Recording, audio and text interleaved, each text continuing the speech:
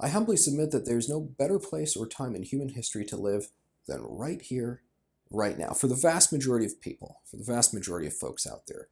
Mostly in Western countries, yes, because we got it great here, but even in other countries in the world, I mean, things fare better for them now than they did in past decades, in past centuries, definitely in past millennia. Maybe, I don't know, Cleopatra had it good, but all of the different regular folks and people and servants, not so much. I remember when I was touring Versailles and you go through the castle, and it's a beautiful castle. Then they go, oh, this is the little chamber pot. You know, they didn't have running water, they didn't have plumbing and so forth. And then in the middle of the night, you've got this, pot of wretched stuff sitting by your bed, that sort of stuff that even the Sun King, King Louis XIV, couldn't escape the kind of inconveniences of the century. It's great to live in 2020. Who knows what the future will bring, but I think we're doing pretty good right now. And yet, there's a funny disconnect with all of this, where to some degree people act like, they seem like, they feel like, and they say that we are living in horrible times, that we are plagued with the worst income inequality ever, that mental health crises are through the roof, and that is true, that addiction issues are rampant, and that is true, that is very unfortunate and so forth. A lot of troubling things that have kind of beset us right now. Curious to Western culture, but also felt more broadly around the world. And I think solving these issues, they transcend political issues. They transcend political philosophy, or at least partisan politics, and they get more into questions about the human condition and human nature. Enter Jordan Peterson.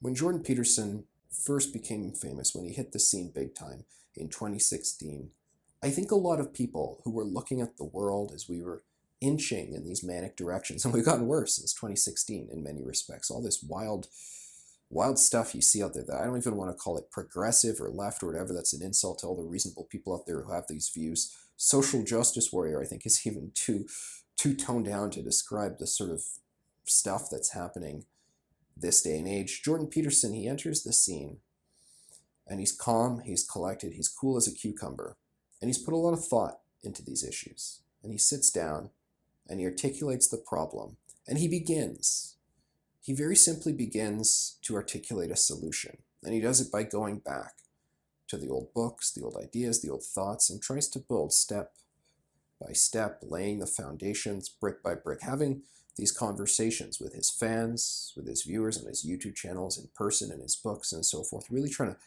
build sort of a new stable foundation. I mean, a really remarkable thing for one human being to take on. And yet, he took it on. And the number of people, I've had people, I wrote about it in my column in the newspapers, and people have already written saying, this man changed my life. This man has done so much for me.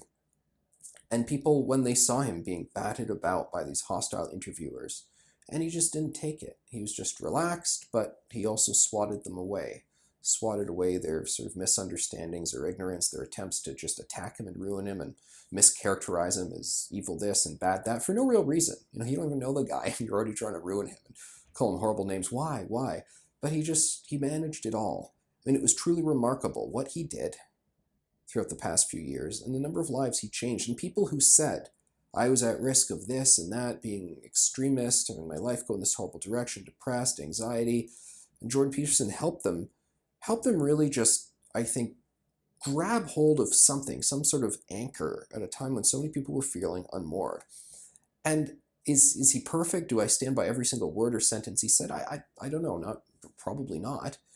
But he really gave it such a try with so much gusto, and we should be in his gratitude. We owe him thanks. We should be thanking him. And rather unfortunate news has surfaced. We first learned about it, I think, last September, but more information has come out that he's not doing too well, that there were some challenges in his family. His wife had a horrible cancer. She seems like she's in the clear now. And Peterson had always struggled with depression. He actually talked about this. There's video recordings of him before 2016 speaking about this issue. He had faced depression himself. He'd battled it, and he had tried different therapies and medications. Well, last year, things got very rough for him, and he went on other medications, and he became addicted to them. And he tried a facility in New York State, and I guess sadly that didn't work, not completely. Now he's in a facility in Russia, and he was in a medically induced coma, and it's all this horrible stuff out there. Now, when this news got out just a few days ago, there were a lot of people who wanted to take to social media to say mean things about Jordan Peterson. I don't need to acknowledge them. I don't need to repeat them, and I don't need to validate them, because quite frankly, I think that those people heard about his challenges and used this as an opportunity to say bad things about him. Well, that tells us so much, not about him, but about them and where they're at in life and how they are unstable right now. Who would do that? Who would try and hit someone when they're down, sort of so aggressively? Someone they don't actually know and whose understanding of him is probably through these mischaracterizations, libel, slander that's been perpetuated against the man. I had the opportunity to meet with him, speak with him a couple times, and a really remarkable person who cares a lot, a person who listens deeply, a person who's focused, a person who thinks before he speaks, and all those few things I've just said. That's very rare this day and age, isn't it?